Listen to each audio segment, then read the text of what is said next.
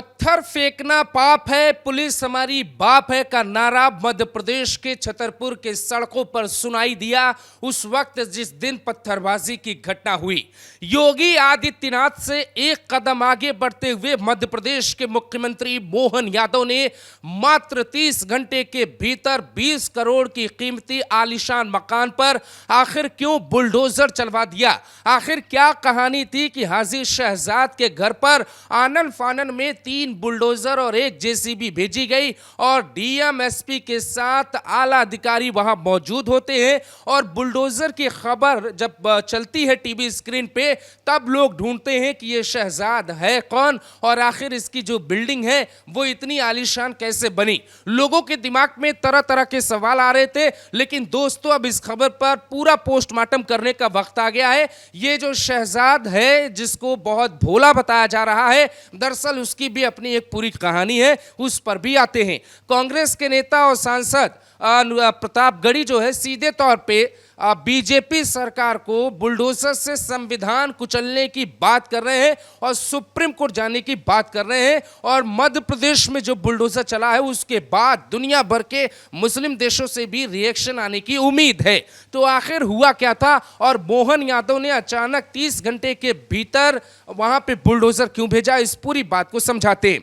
दरअसल 21 तारीख को छतरपुर के थाने पर, सदर थाने पर तकरीबन 600 से 700 लोग इकट्ठा होते और उस भीड़ का ये कहना होता है कि आप जो है धार्मिक टिप्पणी जो की गई थी उस पर कार्रवाई करिए और भीड़ अटैक बोल देती है। कैसे बोलती है पहले इस बात को भी समझ लेते हैं।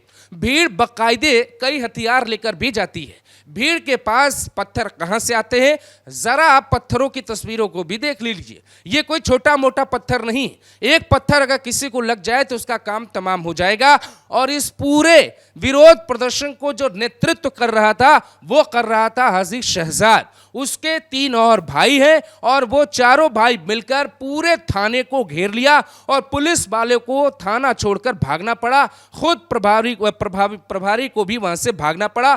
कई लोग घायल हो गए पुलिसकर्मी, जिनको आईसीयू में बाकायदे एडमिट होना पड़ा।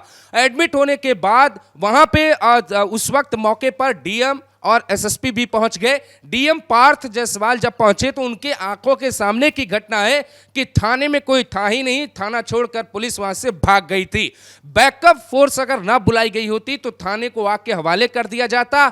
ये सब जो हुआ है उसके पीछे जो जिम्मेदार बताया जा रहा है वो मध्य प्रदेश का हाजी शहजाद बताया जा रहा है। दोस्तों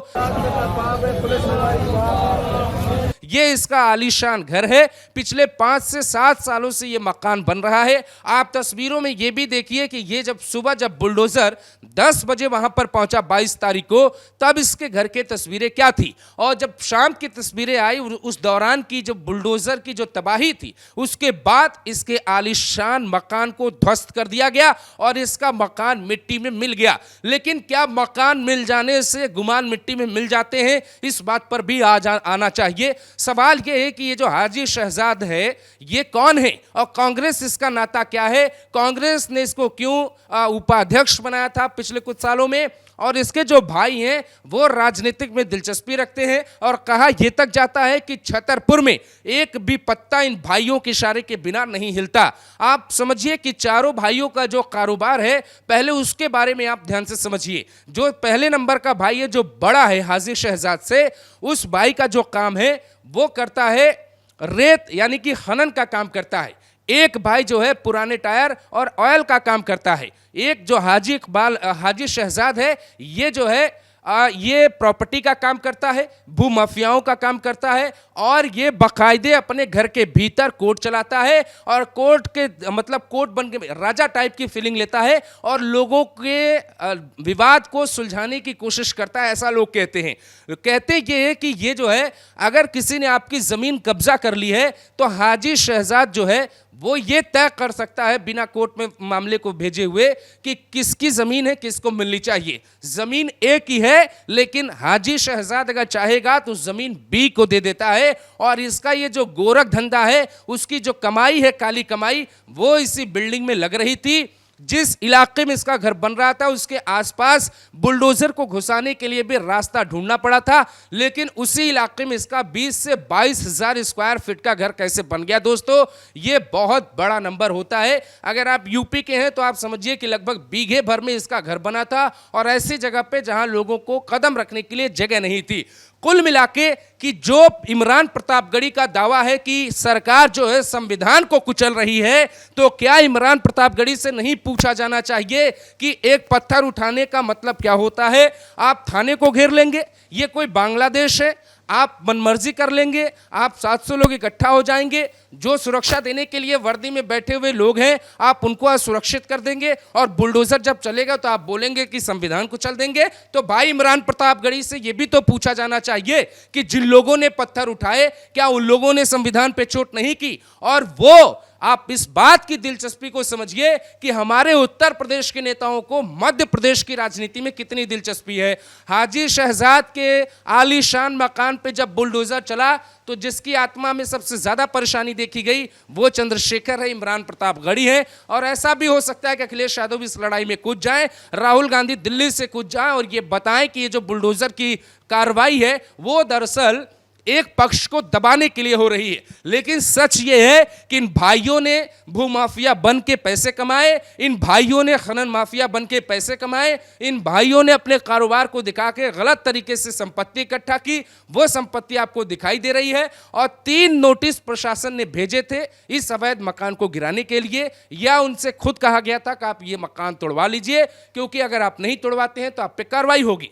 3 नोटिस के बाद 21 तारीख को ये जो हाजी शहजाद है अपने भाइयों के साथ तकरीबन 600, आप थाने की तस्वीर देखिए, ये 21 तारीख की तस्वीर है, और आप अंदाजा लगाइए कि कैसे इन भाइयों ने पूरे थाने को घेर लिया। आपने यूपी में विकास दुबे वाला कांड सुना होगा, बिल्कुल ऐसे ही वहां की थाने की पूरी पुलिस असुरक्षित हो गई, और यूपी पुलिस की तरह मध्य प्रदेश पुलिस की जान अटक गई। गनीमत ये रही कि लोगों की सांसें चलती रही, अस्पताल में भर्ती करवा दिया गया। लेकिन हाजी शहजाद ने जो कारनामा किया है, अब सवाल ये उठता है कि 700 लोग जब वहां पे पहुंचे तो इनकी जेब में पत्थर कहां से आए थे? क्या ये हाथ में पत्थर लेकर गए थे?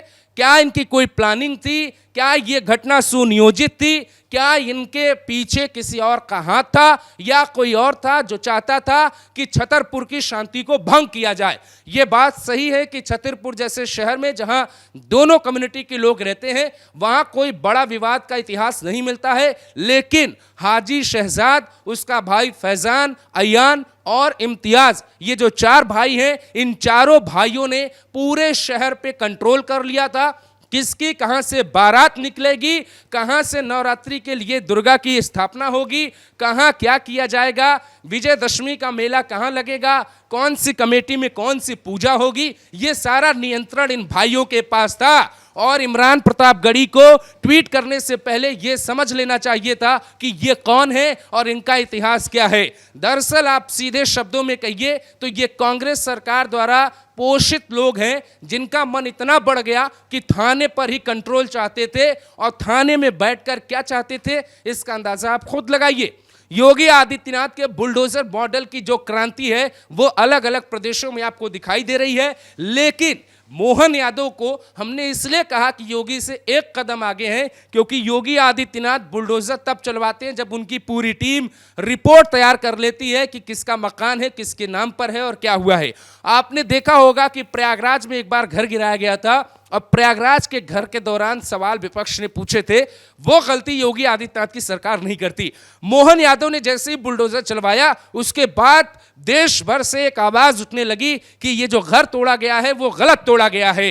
तो ऐसे लोगों से यह पूछा जाना चाहिए कि जो थाना प्रभारी पर पत्थरबाजी की गई क्या वो सही है, जो थाने को घेरा गया क्या वो सही है। ऐसे कई सवाल हैं जो आपके दिमाग में घूम रहे होंगे, लेकिन आलीशान मकान अब गिर चुका है और ये जो जमीन है वो प्रशासन के कब्जे में आ चुकी है। मध्य प्रदेश का बुलडोजर मॉडल ठीक वैसे ही पनप रहा है जैसे यूपी में योगी का मॉडल पनप रहा है। मोहन यादव ने साफ संदेश दे दिया है कि किसी को बख्शा नहीं जाएगा।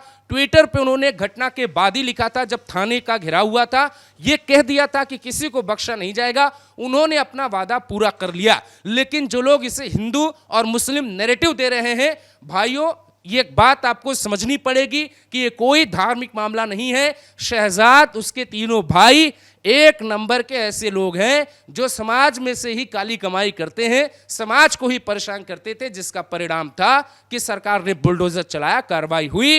अब किसी को दुख हो रहा है या कोई खुश है, उसका अपना अपना मिजाज हो सकता है। फिलहाल बुलडोजर का एक मिजाज है। गिरफ्तारी के दौरान जिन लोगों को पुलिस कोर्ट के पास पेश करने के लिए गई, तो सदर से कचहरी तक पैदल लेकर गई और यह कहलवाती रही कि पत्थर फेंकना पाप है, पुलिस हमारी बाप है।